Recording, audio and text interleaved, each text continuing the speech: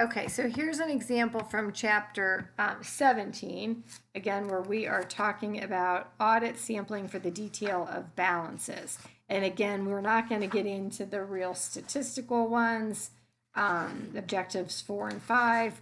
We're going to kind of just stick to, kind of the more common one. So we have assumed that you've performed sampling of an accounts receivable population with a recorded population amount of $2 million. The tolerable misstatement is set at $100,000, and there are no individually significant accounts greater than $100,000. Several different sampling results for this population are presented below. The upper bound is the projected misstatement plus the allowance for sampling risk. So those we're going to see those down below. The results presented are for a monetary unit sample, the MUS sample, but the decision as to how to resolve the projected misstatement, including consideration of sampling risk, also applies to non-statistical sampling.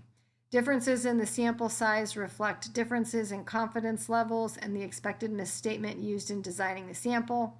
So you are to make a recommendation as to the appropriate action to take given the sample results. Assume that the client is willing to record an audit adjustment for actual misstatements detected during your testing, but is unwilling to record an adjustment for projected errors. Issuing a qualified or adverse opinion is not included as an option. Because the audited financial statements are required under the terms of the loan agreement, the client will agree to additional testing or will correct the population if needed in order to receive that unmodified opinion. So here is our results. So if we go down, it tells us that, okay, we took a sample size of 54 at an interval of $36,450. And then we found, again, looking at that upper bound. So the upper bound column, you want to compare that to the tolerable misstatement. So back up at the top of the problem, they told us that there is the tolerable misstatement is set at $100,000. So anything that falls below the $100,000 is not going to be considered a material misstatement. It's nothing to worry about. So this one is over the 100,000, not hugely over, but it is. But there's only one misstatement, and then as in the misstatement dollar amount is $20,000, which is a decent amount. And then you come over and it says it is an improper contract price was applied. Then the next one, we have a 46 sample size. The interval is $43,290. We found 3 different misstatements. The total dollar amount is pretty darn small. But when we projected that misstatement to the population size, then the end it ends up being again above that tolerable misstatement. So again, that one has multiple differences, and the same thing with the one below. So there's 8 misstatements. The actual dollar amount again is higher, but then when we project it, when we project it out, the upper bound is more than 2.5, almost 2.5 times what would be acceptable to us. So then the nature of it was incorrect shipments, cutoff errors, and pricing errors. Then we have, again, the sample size, the interval, only one misstatement for $4,000, incorrect currency translation on a foreign shipment. Again, it's over the threshold, but not a ton. And then we go down. This one's actually, there's only one error, $400. It's below the tolerable error. And then our last one, there was 2 errors, $2,500. We project that out, though it is higher than our tolerable error.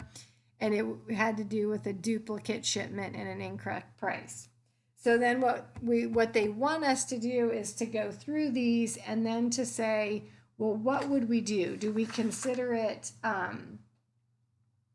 do we accept the population as fairly stated?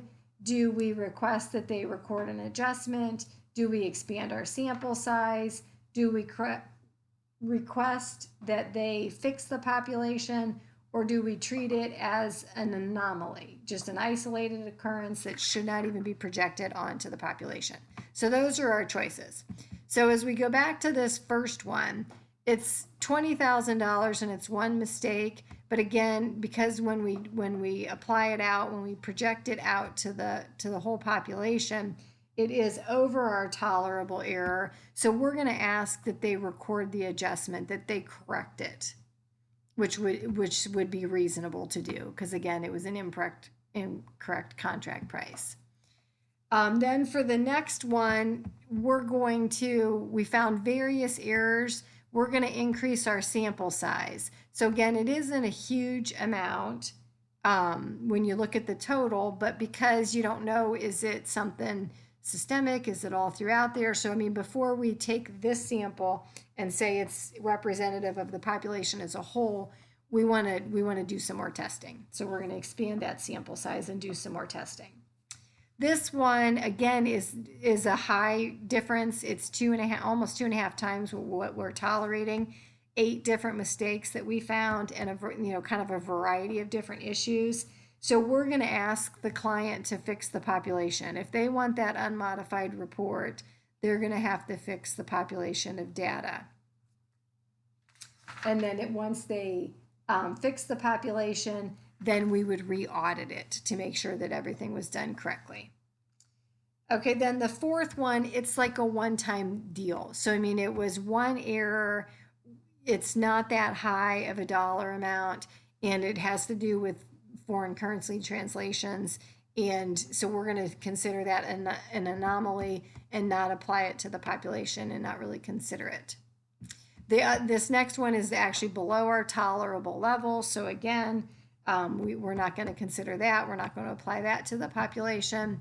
And then this last one, 2 errors, and again, not a really super high dollar amount, but enough that we would want to expand our testing. So take some more, expand that sample size, take some more tests, so then we can feel more confident as we're applying the sample to the population as a whole.